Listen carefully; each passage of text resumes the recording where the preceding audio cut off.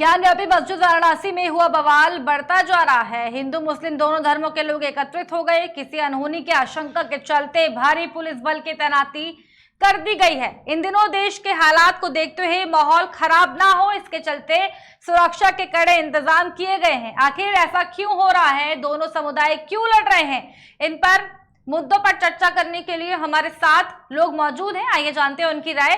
आपको बता दें कि लगातार देश में अजान को लेकर, लाउडस्पीकर को लेकर के लगातार जो है राजनीति देखने को मिल रही है। कई सवाल उठते हैं। राजनीतिक पार्टियों की बात करें, चाहे वो कांग्रेस पार्टी की बात करें, भारतीय जनता पार्टी की बात करें, आम आदमी पार्टी की बात करें, अजान को लेकर, लाउडस्पीकर को लेकर लगातार देश के कोने कोने में तनाव है। वहीं वाराणसी में भी लगातार जो है बवाल बढ़ता जा रहा है।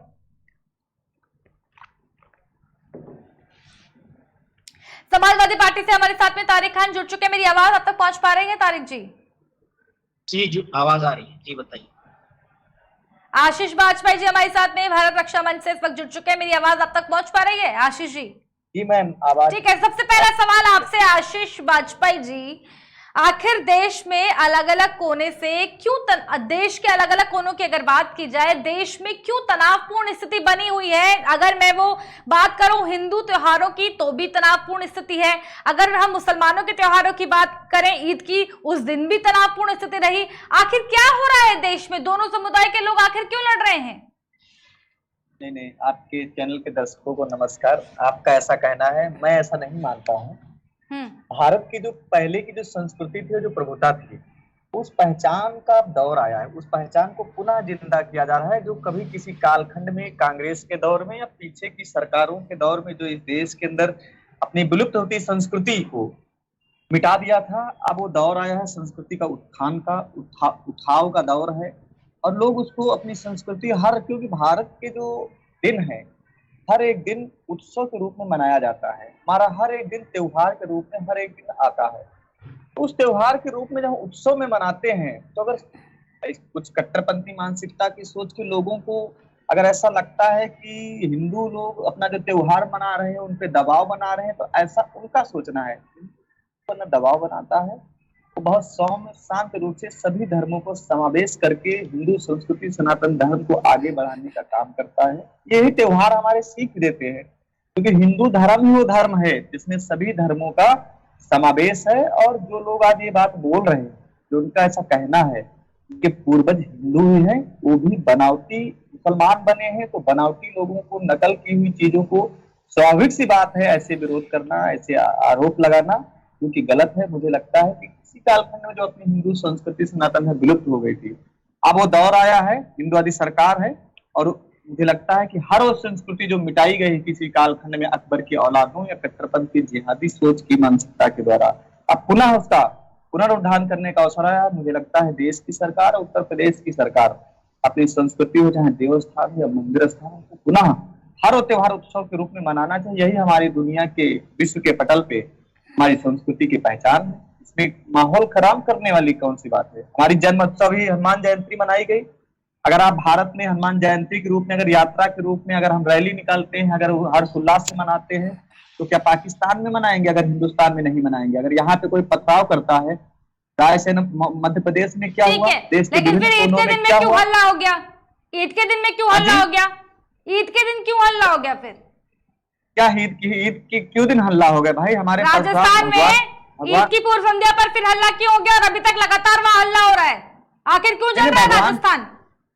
नहीं, तो ये तो कांग्रेस की सरकार चलाने वाली बात मत करिए आशीष जी, एक पक्ष को लेकर के मत चलिए प्लीज। नहीं, कोई एक पक्ष नहीं मैम, ये सत्यता है कांग्रेस की। देखिए कांग्रेस का काम क्या रहा है, लगातार हिंदू संस्कृति सनातन धर्म को अपमानित करना। उस पार्टी की सरकार राजस्थान में है।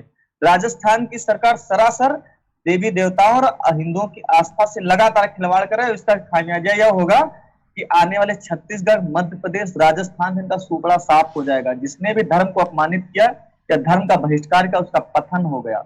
उसी का परिणाम कांग्रेस आगे भोगने वाली है, जो कर रही है अपने पापों को। लौटूंगी आपके पास।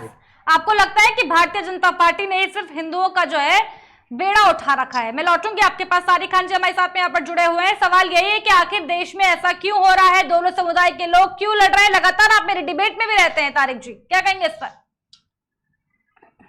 देखिए, ये मुद्दे तो लगातार गर्माते ही जा रहे हैं। मैं कह रहा हूं कि जो मेन मुद्दे हैं वो गायब होते जा रहे हैं। अब जो लेटेस्ट मसला आ गया ज्ञानव्यापी मस्जिद का, तो ज्ञानव्यापी मस्जिद में 1993 में हाई कोर्ट ने ऑर्डर दिया कि वहां पर जो स्टे है, स्टे मतलब जो यथा स्थिति है वो बनी रहे। उसके बाद जो निचली अदालत है वहां से एक वीडियोग्राफी का ऑर्डर आया। मेरा कहने का मतलब ये है कि अगर कोर्ट कोई ऑर्डर दे रहा है तो उसको बिल्कुल उसका पालन करना चाहिए। अगर वीडियोग्राफी कोर्ट कराने को कह रहा है तो आप उसकी वीडियोग्राफी कराइए। मगर संसद में एक कानून पास हुआ 90 के दशक में, जिसको उपासना स्थल कानून का नाम। वो कानून ये कहता है कि एक धर्म के लोग दूसरे धर्म की जो धर्म स्थल है वहां जाकर पूजा अर्चना, या हिंदू जाकर पूजा अर्चना नहीं कर सकता और मुसलमान आकर वहां पर नमाज नहीं पढ़ सकता। इसके तहत मस्जिद होने के नाते वहां पर मुसलमानों को हक है कानून के हिसाब से, स्थल कानून है उसके हिसाब से। सरकार ने रोड पर नमाज पढ़ने के लिए रोक लगाई थी, उसके बावजूद भी इस तरह की चीजें हो रही हैं सर। ये तो गलत है ना तारिक जी, इस पर भी मैं आपसे कमेंट चाहूंगी। जी बिल्कुल बिल्कुल। अगर सरकार ये कह रही है, स्टेट गवर्नमेंट ने ऑर्डर पास किया या स्टेट गवर्नमेंट में लोकल लेवल पे ये बातें कही जा रही हैं, तो मैंने खुद जगह जगह में खुद इस चैनल के भी माध्यम से मुसलमानों से ये रिक्वेस्ट करता हूं कि आप सड़कों पे नमाज न पढ़ें। मस्जिदें बहुत है हिंदुस्तान में और मस्जिदों में जगह भी बहुत है। ये बात बिल्कुल सही है, मैं इस बात से इत्तेफाक रखता हूं कि नमाजें अपनी मस्जिदों के अंदर पढ़ी जाएं। लेकिन एक पॉइंट और मेरा 1 मिनट में मैं रखना चाहता हूं, बहुत इंपॉर्टेंट पॉइंट है ये। मैं मुसलमान हिंदुस्तान का जब से ये देश आजाद हुआ है, मेरे हिसाब से सबसे ज्यादा उसने कानून राष्ट्रभक्त उदाहरण हमको तब देखने को मिलता है। आप एक बात समझिए, सुप्रीम कोर्ट बाबरी मस्जिद के खिलाफ ऑर्डर देता है और मुसलमान इतना अमन और कानून को, हिंदुस्तान का जैसा भी कानून है उसको मानने के लिए तैयार था कि उसने कहीं भी एक आप चू चा या किसी भी तरीके का विरोध प्रदर्शन आप बता दीजिए, मुसलमान ने बाबरी मस्जिद, जो कि उसके एक तरीके से उसके दिल की बात नहीं थी, उसके विपरीत फैसला आया था। हाँ, यहाँ हिंदुस्तान में क्लेम ये किया जाता है कि मुसलमान उपद्रवी है, मुसलमान आतंकवादी है, मुसलमान ईंटा चलाता है। मैं मुसलमान कहाँ ईंटा चलाता है, जब आपने उसकी मस्जिद के खिलाफ फैसला दिया और मुस्लिम पर्सनल लॉ बोर्ड ने भी कहा कि जो फैसला आएगा नहीं, तो हम सवाल तो वही है ना तारिक जी, सवाल तो वही है। जब सड़कों पर नमाज पढ़ने के लिए मना किया गया है, आप जानबूझकर इस तरह की चीजें करेंगे। आपको पता है ऑलरेडी देश में तनावपूर्ण स्थिति बनी हुई है, देश के अलग अलग कोने से जो है सांप्रदायिक घटनाएं हो रही हैं, तो ये तो गलत है ना तारिक जी। नहीं, ये बिल्कुल गलत है, ये बिल्कुल गलत है। इस चीज की बिल्कुल निंदा करनी चाहिए अगर स्टेट गवर्नमेंट ने कहा। लेकिन मैम उसी की बात कर रहा हूँ, कहीं कहीं ऐसा हुआ है, लेकिन ज्यादातर मैम देखिए ईद की नमाजें सड़कों पे पढ़ी जाती थी ज्यादातर। लेकिन जैसे ही स्टेट गवर्नमेंट ने कहा, लोगों ने सड़कों, इससे पहले भी हम लोग डिबेट कर चुके हैं और इस बात की तारीफ की गई कि मुसलमान मस्जिदों में क्या धार्मिक हिंसा फैलाने के लिए इस तरीके के स्टंट किए जाते हैं क्या? नहीं मैम, धार्मिक हिंसा नहीं, किसी न किसी को इस बात का एहसास दिलाना कि हाँ एक कम्युनिटी को जरूरत से ज्यादा दबाया जा रहा है। इसीलिए मैं जो बात कह रहा था आधे मिनट में उसको भी पूरा कर लूं कि मुसलमान ने जब भी आपने दूसरा आदेश दिया कि आप लाउड स्पीकर हटा दिए, मैम मुसलमानों ने कतई उस चीज का विरोध किया। जिस तरीके के आरोप मुसलमानों पे लगाए जाते हैं कि आप उपद्रव करते हैं, आप ईंटा चलाते हैं, आप कानून को नहीं मानते, ये बिल्कुल गलत है। जब से देश आजाद हुआ है मुसलमान ने, और देश आजाद होने से पहले भी मुसलमान ने देशभक्ति का सबूत दिया है। और जैसे अभी दूसरे हमारे साथी कह रहे थे, तो एक इतिहासकार ये भी कहते हैं कि अगर वहां पर काशी मंदिर तोड़ा गया था तो वो अकबर के टाइम में बनाया भी गया था। इस चीज को कैसे लेंगे फिर आप? अकबर के ही टाइम में उनके 9 रत्न में से एक रत्न थे टोटामल, जिसको अकबर ने आदेश दिया था कि जाके वहां से फिर गिराओ, वो फिर से उसको बनाओ। तो इस तरीके से सारे मुगलों को या सारे मुसलमानों को एक तराजू में तौल देना ये बिल्कुल गलत है। बहादुर शाह जफर जिनको अंग्रेजों ने उनके बेटों के सर काट के थाली में लाके दिया था, जिन्होंने आजादी की पहली लड़ाई लड़ी थी जब ये लोग माफी मांग रहे थे। तो मैम इस तरीके से मुसलमानों को साइडलाइन करना, उन्होंने अपने खून और अपने पसीने से हिंदुस्तान को सींचा है। चाहूंगी आशीष जी से। आशीष जी, तारिक खान साफ तौर पर कह रहे हैं कि हर मुसलमान को एक ही थाली पर जो है आप क्यों तोल रहे हैं। बिल्कुल सही बात है। लाउडस्पीकर को लेकर के लाउडस्पीकर को लेकर के लगातार जो सियासत गरमाई गई, लगातार बयानबाजी हुई, लेकिन जैसे ही योगी आदित्यनाथ ने आदेश दिया, किसी भी मुसलमान ने बिना हल्ला गुल्ला किए जो है लाउडस्पीकर को या तो उतार दिया या उनकी आवाजें धीमे कर दी। फिर क्यों हल्ला है देश के अंदर? मैं आपको तारिक जी के भाई साहब के 2 उदाहरण दूंगा। उन्होंने पहली चीज कहा कि मस्जिद के खिलाफ बयान आया, ऐसा नहीं है। आप मुझे बताइए, आपके घर, मैम आपका घर हो, मैं उसमें रेंट पे रहने लगूं और बाद में हम काफी दिन रहने के बाद हम आपको चैलेंज कर दें, हम आपका घर ना खाली करें, चैलेंज कर दें, बाद में कोर्ट फैसला आपको दे कि भाई आपके घर में रहते थे, आप इनको भी रूम दे दीजिए, एक रूम दे दीजिए, आधा उनको। कहीं ना कहीं हिंदुओं की आस्था के साथ खिलवाड़ हुआ। जो फैसला आया, मैं प्रशंसनीय नहीं लगाता हूँ, आप दूसरे एंगल से देखिए, कहीं ना कहीं आप जबरदस्ती घुसे हुए व्यक्ति को भी वहां पे वो चीजें दी गई जो नहीं होना चाहिए, पहली चीज। दूसरी बात, उन्होंने कहा कि मुसलमान क्या कारण है इस देश के अंदर जितने भी दंगे पाए जाते हैं, जितने भी हमले होते हैं, मुसलमान ही पाए जाते हैं। आप देशभक्त एपीजे अब्दुल कलाम की विचारधारा के साथ अगर देश में शांति के रूप में रहना चाहेंगे, कौन आपको परेशान करता है? अगर आप इस देश के अंदर मियां लैंड बनाना चाहेंगे, आप पाकिस्तान जिंदाबाद के नारा लगाएंगे, आप जेएनयू जैसे कांड करेंगे, तो ये देशभक्त आप क्यों उतारेंगे आपके? अरे आप लोगों, उन लोगों के साथ ऐसी हरकतों की कड़ी सजा मिलना चाहिए। मुझे लगता है देशभक्तों को आके बहिष्कार करना चाहिए। तीसरी बात, उन्होंने अकबर की बात किया। ठीक है तारिक जी, इस पर आपकी तुरंत प्रतिक्रिया मैं चाहूंगी 1 मिनट में, उसके बाद अगली खबर की तरफ रुख करेंगे।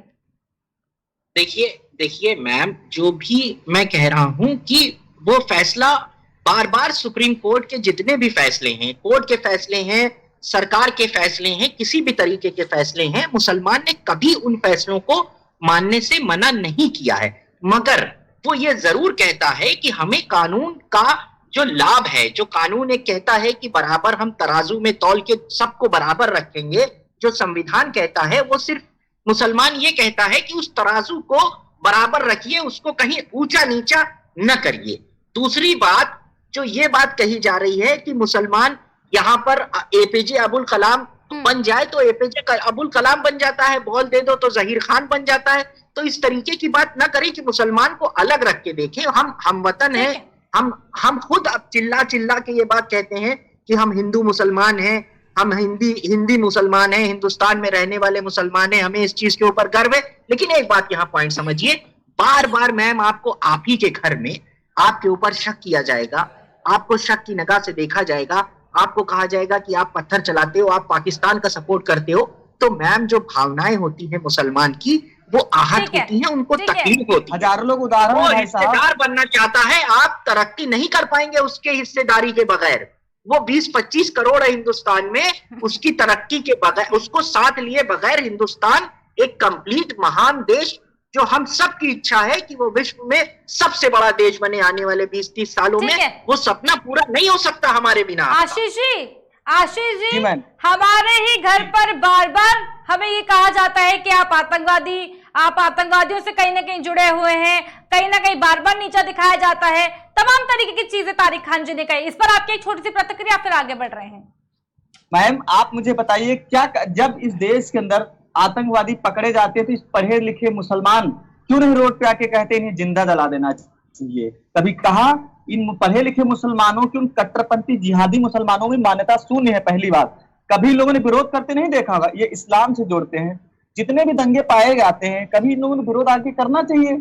और एपीजे अब्दुल कलाम की बात आप देश के अंदर कितने उदाहरण लेंगे? आप इसी में जेएनयू हुआ, चाहे शाहीन बाग ले लीजिए, चाहे अभी हाल ही में जहांगीरपुरी में देख लीजिए।